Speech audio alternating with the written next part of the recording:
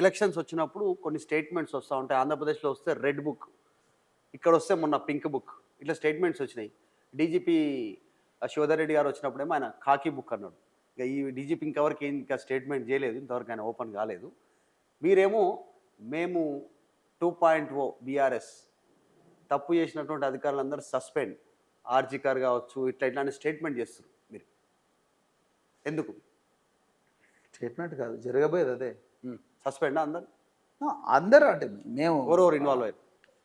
చట్ట ప్రకారం పని చేసిన అధికారులు వాళ్ళందరినీ కూడా కాపాడుకుంటారు. చట్ట ప్రకారం పని చేస్తూ అక్కడక్కడ చిన్న చిన్న తప్పులు జరిగినా వాళ్ళందరూ కాపాడుకుంటారు.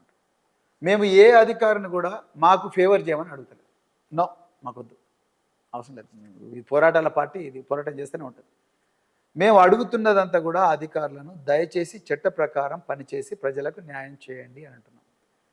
కానీ ప్రజలు ఇంత పోరాటం చేస్తున్నా కూడా నిందితులను కాపాడే ప్రయత్నం చేస్తూ బెయిలబుల్ సెక్షన్లు పెట్టాల్సిన చోట, కేసు రిజిస్టర్ చేయకూడని చోట కేసు రిజిస్టర్ చేసి, కేసు రిజిస్టర్ చేసినా కూడా బెయిలబుల్ సెక్షన్లు కాకుండా నాన్ బెయిలబుల్ సెక్షన్లు పెట్టి, కేసు రిజిస్టర్ చేయాల్సిన చోట బెయిలబుల్ సెక్షన్లు